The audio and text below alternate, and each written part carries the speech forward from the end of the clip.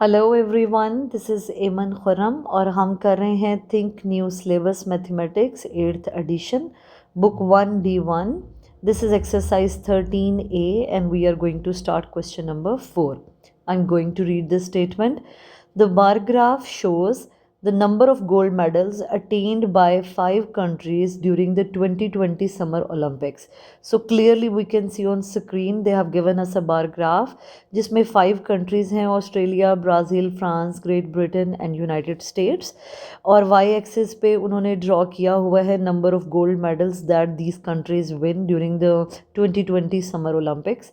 Bar graph को देखते ही हमें जो इन्फॉर्मेशन मिल रही है वो ये है कि यूनाइटेड स्टेट्स ने सबसे ज़्यादा गोल्ड मेडल्स विन किए.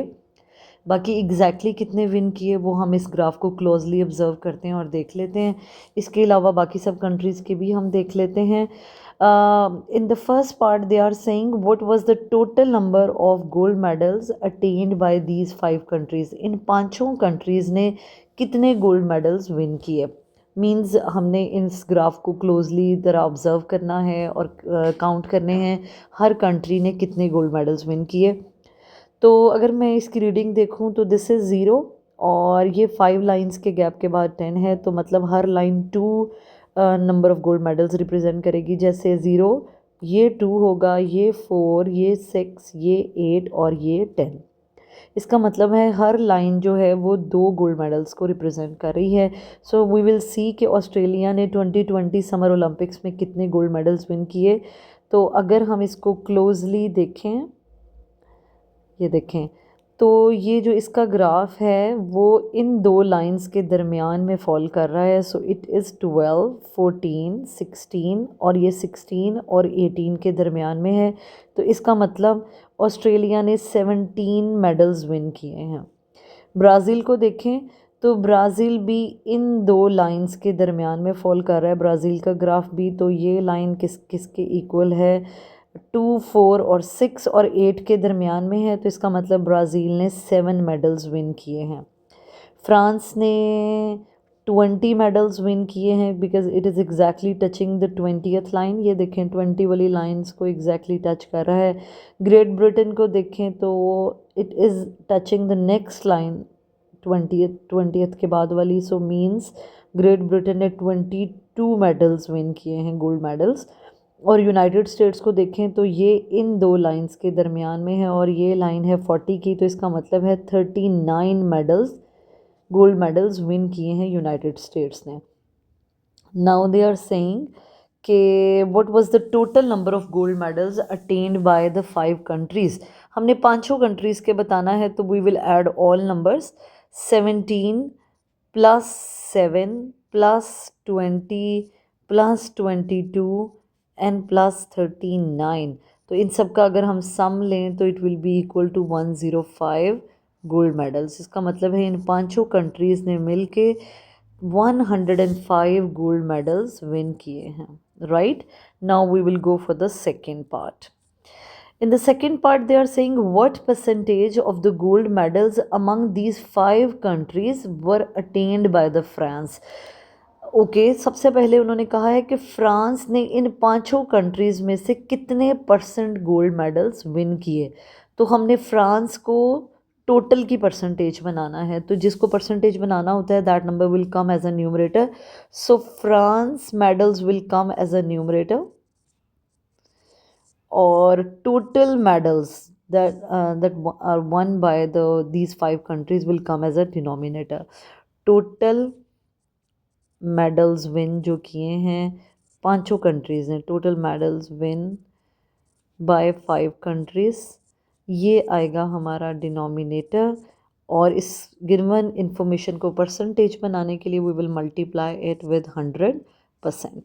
सो फ्रांस ने कितने मेडल्स विन किए हैं, फ्रांस ने 20 मेडल्स विन किए हैं आउट ऑफ 105. टोटल पांचों ने मिलके 105 और फ्रांस अकेले ने कितने 20. और हमने इसको परसेंटेज बनाना है, so we will multiply it with 100%. तो हम देखते हैं कितने परसेंट बना. This we can cut these numbers by number 5. So 5 4s are 20 and 5 21s are 105. 400, 4 को अगर मैं न्यूमरेटर को न्यूमरेटर से मल्टीप्लाई करूँ, 400 divided by 21%. If I divide this number, I will get the answer 19.0 something. So we can, अगर हम whole numbers में बात करें तो we can say that 19% win किए हैं फ्रांस ने मेडल्स. तो जो सेकंड पार्ट में उन्होंने पूछा हुआ था, what percentage of the gold medals amongst these 5 countries were attend by the France. तो 19% approximately were the percentage of gold medals which France win out of these 5 countries, right? That's how we are done with the question number 4 of this exercise. Now we will move on to the question number 5. You can see question number 5 on your screens. This is very important question. Now I'm going to read the statement. The bar graph illustrates the results of a survey conducted on shops in a town. Okay, ये जो bar graph हमें दिख रहा है ये एक town में जो शॉप्स हैं उसका रिजल्ट ऑफ अ सर्वे, ये उसका सर्वे का बार ग्राफ है, राइट? तो बार ग्राफ को हम पहले रीड करते हैं और देखते हैं कि इसमें कौन सी इन्फॉर्मेशन गिवन है. एक्स एक्सिस पे उन्होंने number of workers employed in each shop, x axis पे उन्होंने ड्रॉ किए हुए हैं कि हर शॉप ने कितने एम्प्लॉयज़ एम्प्लॉय किए हुए हैं, एम्प्लॉयड किए हुए हैं, कितने एम्प्लॉयज़ को हायर किया हुआ है. वाई एक्सिस पे they have given us the number of shops. इससे हमें पता लग रहा है कि कितनी शॉप्स हैं जिन्होंने इतने वर्कर्स जो हैं वो एम्प्लॉयड किए हुए हैं. तो हम आहिस्ता आहिस्ता इस पूरी इन्फॉर्मेशन को देखते हैं कि कैसे ड्राइव करना है. अगर आप इस बार ग्राफ को क्लोजली देखें, मैं थोड़ा जूम कर रही हूँ, इसको देखें तो ये नंबर ऑफ़ वर्कर्स हैं जो हर शॉप ने हायर किए हुए हैं. तो ये 1 नंबर ऑफ़ वर्कर्स हैं. 1 नंबर ऑफ़ वर्कर्स कितनी शॉप्स में हैं? 4. तो इसका मतलब इस टाउन में 4 शॉप्स ऐसी हैं जिनमें सिर्फ एक एक एम्प्लॉय काम कर रहा है. तो ये this one is showing 1 number of workers employed in each shop. मतलब 1 वर्कर है कितनी शॉप्स में? 4 शॉप्स में. तो अगर मैं इसको सॉल्व करना शुरू करूं साथ साथ, 4 शॉप्स हैं, यहाँ मैं लिखती हूँ shops multiplied by number of workers, right? तो हमें मिलते जाएंगे टोटल वर्कर्स एम्प्लॉयड कि कितने वर्कर्स इनके पास जॉब है, राइट? तो पहले ग्राफ को अगर मैं रीड करूं तो उसमें लिखा हुआ है कि 1 वर्कर जो है, 1, ये देखें 1 वर्कर कितनी शॉप्स में है? 4 शॉप्स में. इसका मतलब उस टाउन में 4 शॉप्स ऐसी हैं कि हर शॉप में सिर्फ एक एक एम्प्लॉय ही काम कर रहा है. तो टोटल कितने लोगों के पास जॉब हुई? 4 लोगों के पास, राइट? अब आते हैं सेकंड की तरफ. तो 2 एम्प्लॉयज़ कितनी शॉप्स में हैं? 6 शॉप्स में.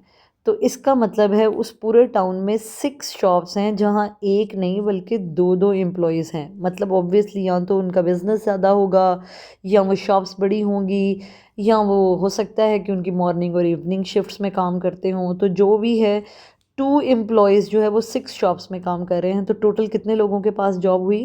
6 2 12, 12 लोगों के पास जॉब्स हुई. अब 3 वर्कर, 3 वर्कर्स कितनी शॉप्स में काम कर रहे हैं? 5 शॉप्स में. इसका मतलब उस टाउन में 5 शॉप्स ऐसी हैं जिसमें एक नहीं, 2 नहीं बल्कि 3 workers are working. So totally उन 5 शॉप्स ने कितने लोगों को जॉब दी हुई? 15 लोगों को जॉब दी हुई है. नाउ वी विल सी कि 4 वर्कर्स कितनी शॉप्स में काम कर रहे हैं. तो 4 वर्कर्स कर रहे हैं 3 शॉप्स में काम. तो इसका मतलब है उस टाउन में 4 शॉप्स हैं, नहीं, उस टाउन में 3 शॉप्स हैं जहाँ 4 वर्कर्स काम कर रहे हैं. 3 शॉप्स हैं और हर शॉप में कितने वर्कर्स हैं? 4. तो इसका मतलब कितने लोगों के पास जॉब हुई? 12 लोगों के पास जॉब हुई. नाउ अब हमने देखना है कि 5 वर्कर्स कितनी शॉप्स में हैं. तो सिर्फ पूरे टाउन में 2 ही शॉप्स ऐसी हैं जितमें इतने ज़्यादा वर्कर्स हैं कि नहीं हर शॉप में 5 वर्कर्स हों. तो अगर 2 शॉप्स हैं जिनमें 5 वर्कर्स हैं तो 2 शॉप्स ऐसी हैं जिनमें 5 वर्कर काम कर रहे हैं. तो टोटल कितने लोगों के पास जॉब हुई? 10 लोगों के पास, राइट?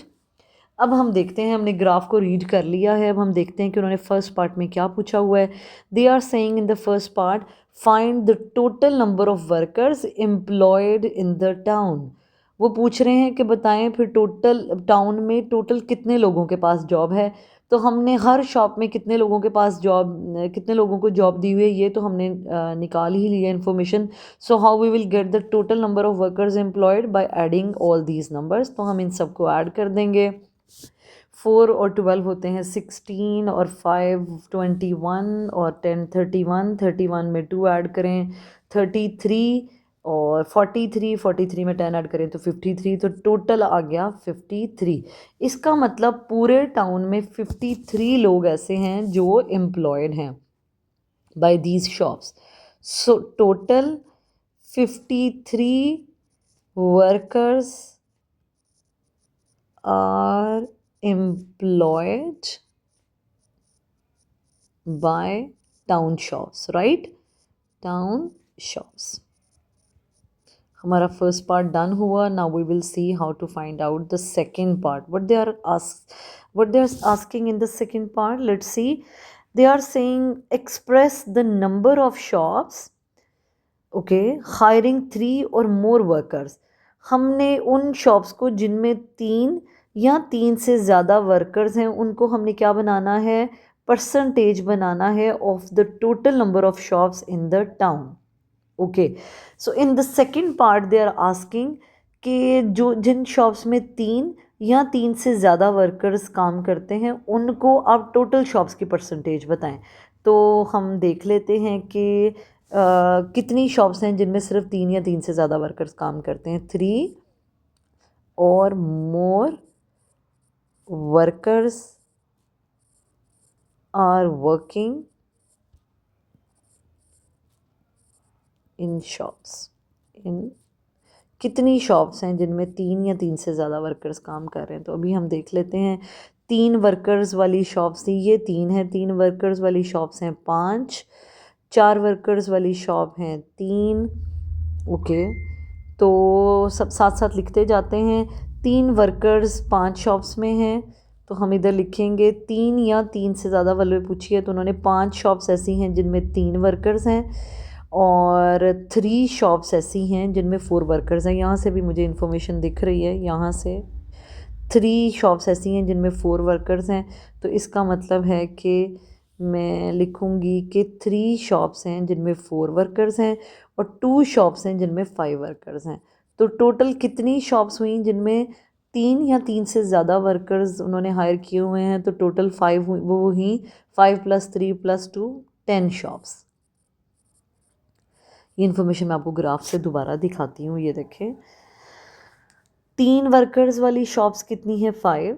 4 वर्कर्स वाली शॉप्स कितनी है 3. तो 5 और 3 मिलके कितने हो गए 8. 5 वर्कर्स वाली शॉप कितनी है 2. तो 5 3 और 2 मिलके कितने हो गए 10. इसका मतलब है कि पूरे टाउन में 10 शॉप्स ऐसी हैं जिनमें 3 या 3 से ज़्यादा वर्कर्स काम कर रहे हैं. अब उन्होंने कहा था इसको परसेंटेज बनाना है टोटल शॉप्स की. तो अभी हमने देखना है कि पूरे टाउन में टोटल कितनी शॉप्स हैं. 1 वर्कर वाली कितनी शॉप्स हैं 4 और 2 वर्कर्स वाली कितनी शॉप्स हैं 6. 4 और 6 हो गई 10. 3 यहाँ 3 से ऑनवर्ड तो हम पहले ही देख चुके हैं कि ये 10 शॉप्स हैं. तो इसका मतलब है 4 और 6 10 और 10 टोटल 20 शॉप्स हुई. Let me explain once again. ये देखें, 1 वर्कर वाली हमारे पास कितनी शॉप्स हैं 4 शॉप्स हैं. तो हम इधर साथ साथ लिखते हैं टोटल शॉप्स देखते हैं कि टाउन में कितनी हैं. Total shops in town. तो 1 वर्कर वाली कितनी शॉप्स हैं 6. 4 हैं. 1 वर्कर वाली 4 शॉप्स हैं. तो इसको भी हम सेट करते हैं. 1 वर्कर वाली हैं 4 शॉप्स प्लस 2 वर्कर्स वाली कितनी शॉप्स हैं. ये देखें 2 वर्कर वाली कितनी शॉप्स हैं 6. तो 2 वर्कर्स वाली हो गई 6 शॉप. 3 वर्कर्स वाली कितनी शॉप्स हैं. तो 3 वर्कर्स कितनी शॉप्स में 5 शॉप्स ऐसी हैं जिनमें 3 वर्कर्स हैं. और 4 वर्कर्स जो हैं वो कितनी शॉप्स में हैं, वो 3 शॉप्स ऐसी हैं जिनमें 4 वर्कर्स हैं. और सिर्फ 2 शॉप्स पूरे टाउन में ऐसी हैं जिनमें 5 वर्कर्स हैं। तो टोटल टाउन में कितनी शॉप्स हो गई? 4 और 6 10, 10 और 10 20 शॉप्स हैं, राइट। अब उन्होंने हमें सेकंड पार्ट में हमें कहा है express the number of shops hiring 3 or more workers as a percentage of the total number of shops in the town। जो शॉप्स 3 या 3 से ज़्यादा वर्कर्स हायर कर रही हैं उनको टोटल शॉप्स की परसेंटेज बनाना है, और जिसको परसेंटेज बनाना है उसको हम न्यूमरेटर में रखेंगे। 3 और more workers shop over total shops, ठीक है। और इस इंफॉर्मेशन को परसेंटेज बनाने के लिए we will multiply it with 100%। तो 3 या 3 से ज़्यादा वर्कर्स वाली शॉप्स कितनी थी? 10, और टोटल शॉप्स उस टाउन में कितनी हैं? 20। और इस इंफॉर्मेशन को परसेंटेज बनाने के लिए I will multiply it with 100%।